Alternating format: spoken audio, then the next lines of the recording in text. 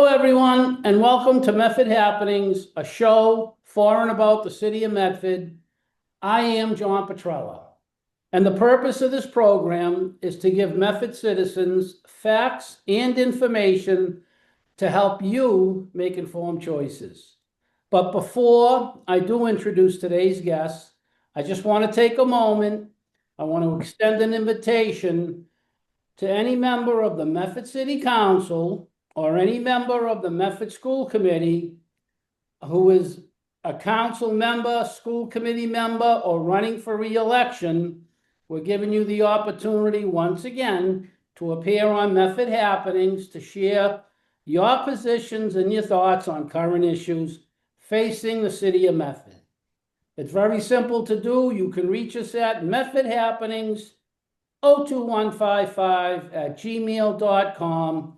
Once again, Medford Happenings 02155@gmail.com if you'd like to join us on the show. Now we'll get to the important stuff. I want to give a warm welcome, special guests. They've both been on the show before. Both know Medford inside and out. Milva McDonald and Giovino, who are members of the Charter Study Committee, and we thank you for that. So thank you, John. To the show. Thank you. We're going to get right into it. So question one, here we go. Proposed charter has gone through required city and state review processes, and it will be represented to the citizens of Medford to vote on in this coming November election. So can you tell the audience, are there any updates to the proposed charter? And also, will the proposed charter be reviewed regularly going forward? Thanks, John, for that question, and thanks for having us here. As you know, this is a very, very important piece that'll be on the ballot. There are a lot of updates, which hopefully we'll get to as we continue our discussion today.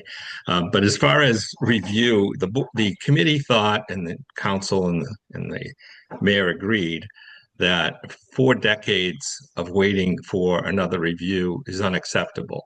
So written into the charter is a requirement for the charter to be reviewed every 10 years, same way this one was. And also, just because it's brand new and because we want to encourage people to really adopt the use of the charter, the first charter review is mandated to happen within the first 5 years once the charter has been established. So there's definitely a lot of emphasis on making sure that this is a living, updatable document. Okay, Ron, thank you for that answer. Another thing I keep hearing, I'm sure you're hearing it, everyone's talking about, I guess there's an expansion in the number of counselors going from 7 to 11 members. Can you sort of dig into that? Let us know, let the people know exactly what's going on with that. Yeah, sure. I'll take that question. Thank you. We currently have an all-at-large council of 7 members, and the proposed charter would switch that to hybrid ward representation. Since the city has 8 wards, that means we would have 8 ward councilors, 1 from each ward, and 3 at-large councilors. Hybrid ward representation is standard practice. We're actually one of the only cities in the state not to have it. And our council is also the smallest council in the state for a city of our size. So that switch to hybrid ward representation will bring the size and composition of our council in line with other councils in the state. Also, we looked at a lot of things when we had this discussion, but some wards of the city have been significantly underrepresented in recent decades. In fact, two wards, wards 1 and 4, have had no counselors come from them. Wow. And what's interesting is that voter turnout actually often correlates with the most highly represented wards. So ward representation will ensure that every ward has a representative, and hopefully open the door to more people running for office, because running for office at large is very difficult. And it's more manageable to really focus on a ward and focus on that number of people. Yes, it's a lot easier. It's going to cost some people, if you don't have a lot of money, it's going to give you the ability to actually run and maybe Exactly. win for award. So Yeah. for that. John, if I could just add Sure. quickly to that, I think that one of the focuses of what we heard from the citizens, and that's really what we were, the listening board for the citizens. There are a lot of neighborhoods, a lot of wards who are underrepresented and don't really get engaged in the process. So we think that giving them the ability, not only does it allow for, when folks want to campaign, they have to decide that, first of all, the job's going to take a lot of their time. Secondly, it's very expensive to run a campaign citywide. This affords them the opportunity to talk to their neighbors, gives the neighbors a chance to say that, hey, look at that. There's my city councilor walking down the street saying good morning to me.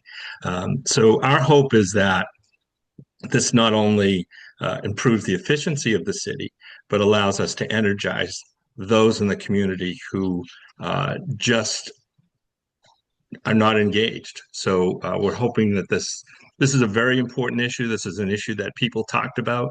This is one of the priorities. This was the most battled of all the issues. Yes. And I personally think it's really built with everybody in mind, caring for everybody's opinion, and also will energize the community. Okay. Thanks. Now, I'm going to throw this in there. I'm not trying to throw a monkey wrench in, but Yeah. I thought at one time the current city council, as it sits, was very much in favor of this and pushing it. But now it seems like, I don't know, I'm hearing that they're not in favor anymore. I mean, can you comment on that, or is anything you want to add to that? Or, I mean, am I correct in saying that it's? Well, I think the current city council voted for it. I mean, Right. all the ones that are running for reelection voted yes. So Yeah. I take that as a support. Okay, all right, that's all. Just wanted to make sure. All right, so will the city council, another subject that keeps coming up, will they have, or what new powers under the revived charter will they have? Yeah, so Yeah. the actual form of government, which is a mayor council form, is not changing. But there are a couple of things that will shift. For example, right now the mayor has sole authority to appoint members of Medford's boards and commissions. The boards and commissions that are mostly volunteer bodies, but they're really important for the vibrancy and the operation of many aspects of the city. So the city council will have a chance to be involved in that process, and that will make that process a little more collaborative. So that's one thing. Okay, that makes sense. That sounds good. I guess the next question, can you tell us about how the new charter, how will it impact the office of the mayor? Let me see if I can't address that. I think one of the key things that came about from almost 3 years now of listening and meetings and negotiating and debates,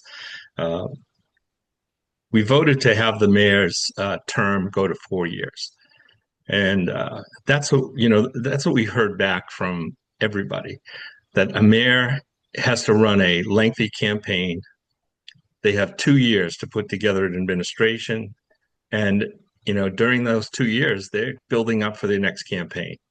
So we thought it was fair to say that the 4 years gives the mayor a chance to build an organization that supports her agenda in what's best for the citizens. It also allows her, in my opinion, to hire staff members who are not worried about a 2-year term, a 2-year job. I think it will increase the quality of the candidates she'll have to choose from. He or she will have to choose Right.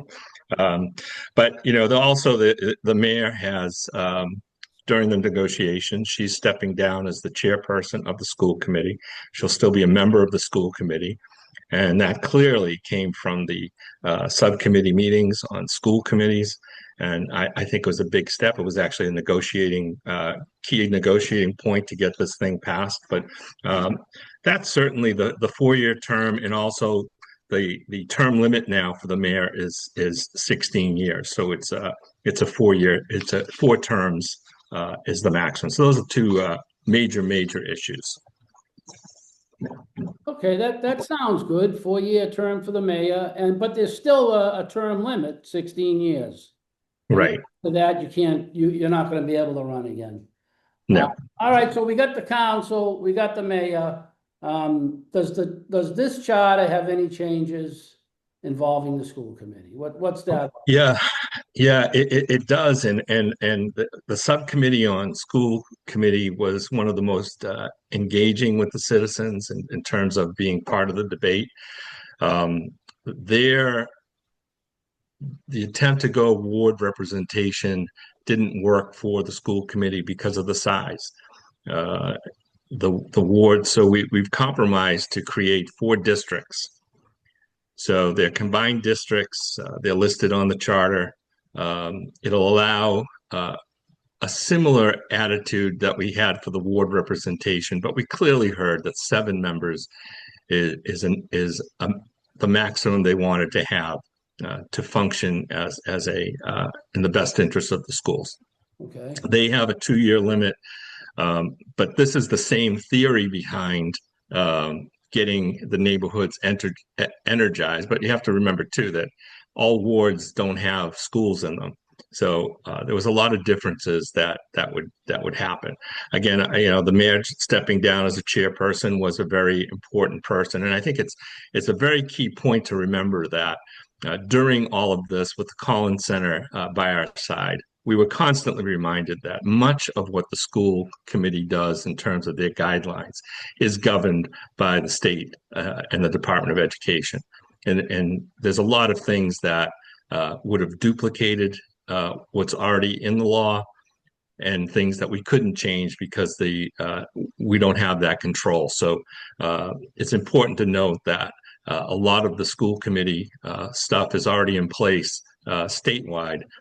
So we didn't have the opportunity to change that. But for the most part, there's some there's some things that they asked for, and we gave them, and in terms of procedures and budgets and being involved in the next review, the next charter review. So there definitely was a lot had to do with the school committee, but most significantly is the districts, how they're going to be voting.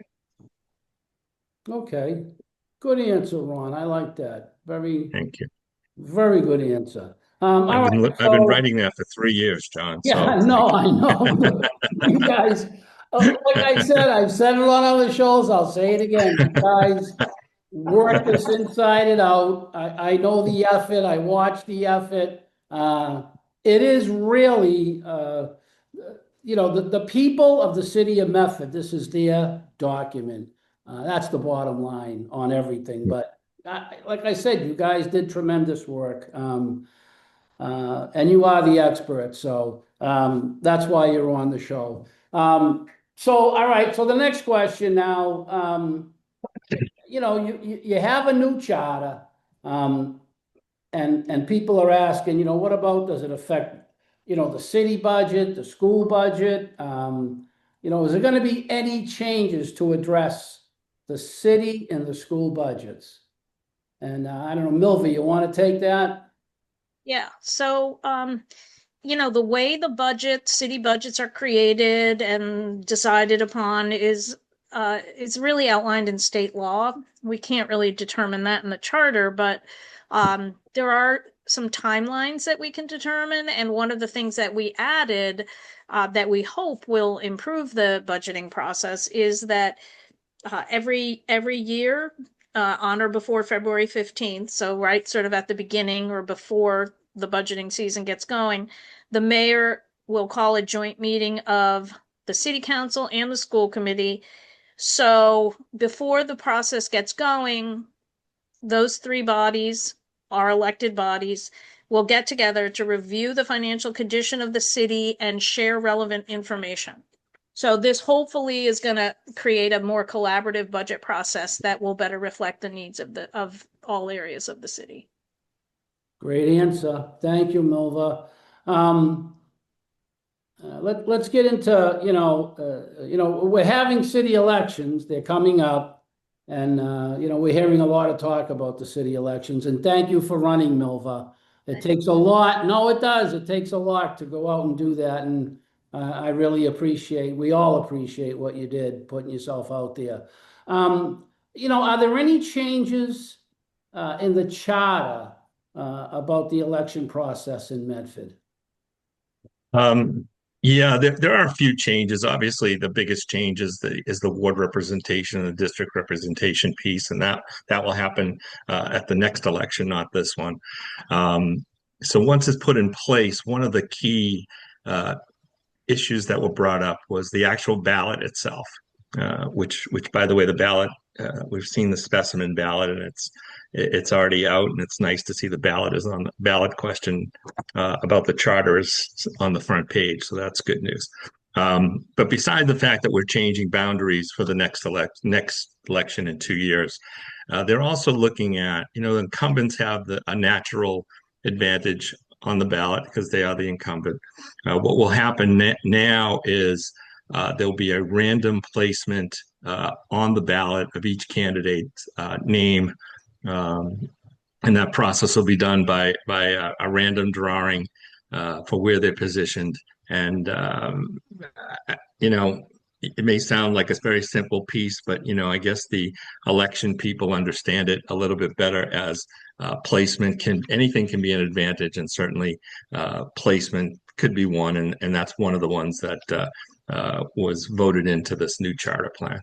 I like that. I think that's Fair. important. Yeah. Everyone's the luck of the draw. That's the way it should be where you get placed. I think a lot to say about that, and thank you for that answer. All right, so we're covering quite a bit here. Does the new charter offer anything? And this is one of my big things. It's one of all of our big things in Medford. Is it going to encourage citizen participation in Medford city government? Will it help? Will it do anything? I mean, how do you feel about that? Well, we have a whole section of the new charter, a whole Article 8, that's titled Citizen Participation Mechanisms, and that's something that our current charter does not have. And there are different levels of actions that people can take under this proposed charter if it passes. The first is what's called in the charter a group petition, where if you want to put something on the agenda for the council, you can get signatures to have it put on the agenda. Obviously, probably the first thing that people would try is to contact their counselors. But if that doesn't work, it might not always work. Yeah. Citizens will be able to get 100 signatures, and then the city council has to take up discussion of the measure. So that's another something new. Yeah. Yeah. Other things that people would be able to do is if they get together and get the signatures, they can put a measure on the ballot for residents to vote on. That's definitely a lot more signatures, but it's possible. And also, possible, yeah. Also overturning a measure passed by the city council if there's enough opposition to it, and residents can get the required signatures. They can put it on the ballot and ask the voters whether they want to reject that. And the last one is a recall of the mayor. So again, it's not something that can be done frivolously. It takes a good bit of work and it to get should. the signatures, right? Yeah, And then it would also go on the ballot. But it's something that residents will be able to try or have the option of doing, which we don't have now. yeah, and I think that's a great thing. I really do. And, you know, I don't think anyone's going to do it frivolously, but it's nice to Yeah. know what's in there. And we never had the ability to do that. So that might, I think that's going to go a long way. That's all, getting people more involved. So, you know, the last couple of questions here, you've covered a large amount of the changes and you really made it clear. A lot of people have a lot of questions. I think you answered them here. But is there any other, you know, significant charter updates that, you know, that we haven't covered or I haven't asked the questions to? I mean, you know, you can both answer this one if you want. I just, you know, get a feel for, you know, is there anything else we should be covering or anything else you guys want to discuss while we have you? Yeah, would you want to go first, Ron, or should I go? No, go ahead. Go ahead, Marvel. Okay. So, the one thing I do just want to point out, sort of generally speaking, our current charter is, it's 2 pages. There's many things that are not in it. When we first started our committee process, one of the memos that the Collins Center wrote up for us, and that's the Collins Center for Public Management. And they help a lot of cities and towns with charter review, and we were really lucky to have them. They wrote up a memo on the complexity of Medford's charter that basically, because it doesn't cover things, you'd have to go through state law, figure out, oh, what do we do about this? And so it's also makes it inaccessible for residents to understand how our government works. So, for example, there are no vacancy provisions in our current charter for mayor or school committee. And there's one for city council, but it's incomplete. So when we had a school committee member step down a couple of years ago, there was some confusion and it was figured out, but there was a period where it was like, what do we do about this? If we had that situation with the mayor where a mayor had to step down or a mayor couldn't serve, I feel, you know, that could be a crisis for the city. What do we do? So we have vacancy provisions. That's just an example of one of the ways in which our current charter is lacking. Yeah, so that's a good one. I like that. That's very important, by the way. And I think it's great people know about that now. Ron, anything else you want to add?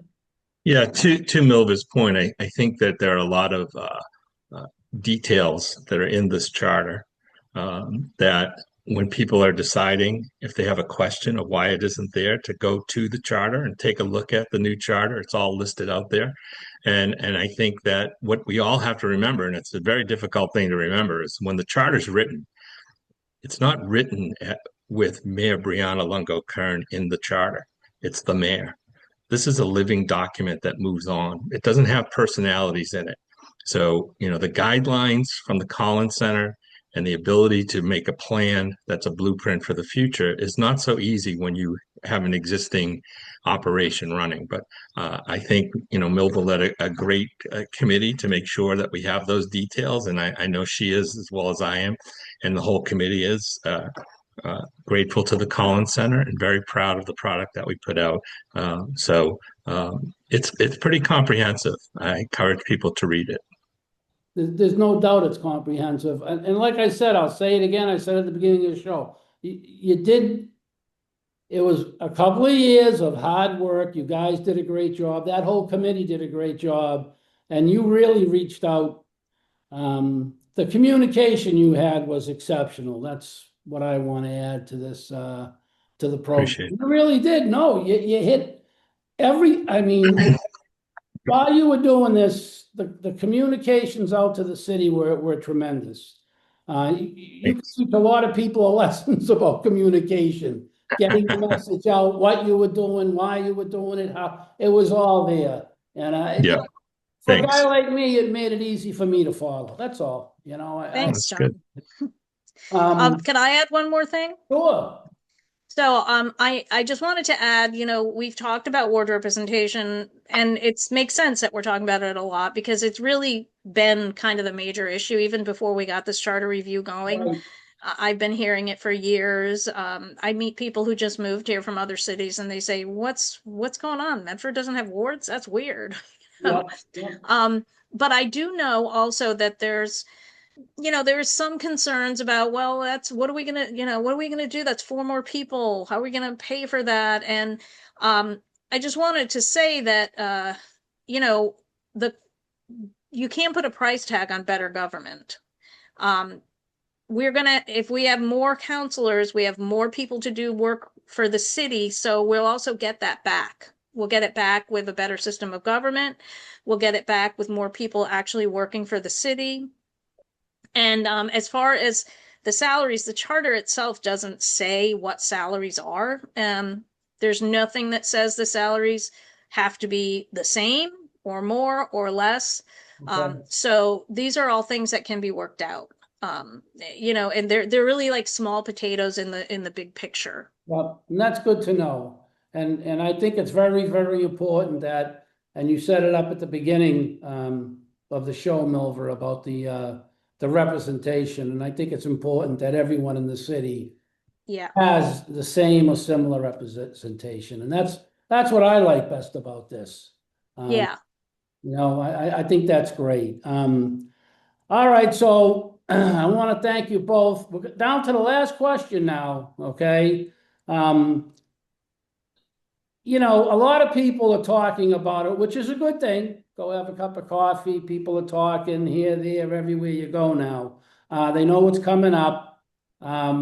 It's a simple yes or no vote. But, if someone, they have questions, they want to know more about the charter, or they want to get in touch with, and I'm being honest, they want to get in touch with either one of you or someone on the committee. Is there any way, or is there an easy way, simplified way for them to, you have anything set up where they can get in touch with you, ask questions, get a response, or how is that working out? Yeah, Absolutely. Go ahead, Brian. yeah, it's true. There's a lot of conversation, which is very exciting. There's a lot of questions out there, which is even more exciting. Social media does its job with discussions out there, and even though our committee has been dissolved, uh, there's a new committee out there. Some of us are involved with to help move this ballot question, and basically it's about um, further education. When people are now engaged, the charter the charter is submitted can't be changed. The governor has signed off on it, so it can't be changed. But there are questions, and I see a lot of unintentional or intentional misinformation on social media, and I try to, and I know Milva does as well, without influencing too much, but giving the real answer based on the research we've done. There are things out there that are just wrong. They're just wrong and misleading, and I don't know if it's intentional or not. So there is a website. It's www.medfordcharternow.com, which will be an ever-growing website over these next 30 days. It shows you the old charter, it shows you the new charter, it shows you information. We'll be answering questions and coming up with frequently asked questions section of the web page. So it'll be a great resource for folks to go to see what people are asking. And not that we're the definitive ones, but certainly we have a good idea because we've done the research and we've done the backup and we know the limitations of what we could and couldn't write. So we do have a little bit of experience with the questions that people are asking. We asked. So it's going to be a great resource for people. It's medfordcharternow.com. And, we're on social media. And if you want to look me up in social media and send me a message, and happy to either tell you what I know or find out from Milva, who is my resource.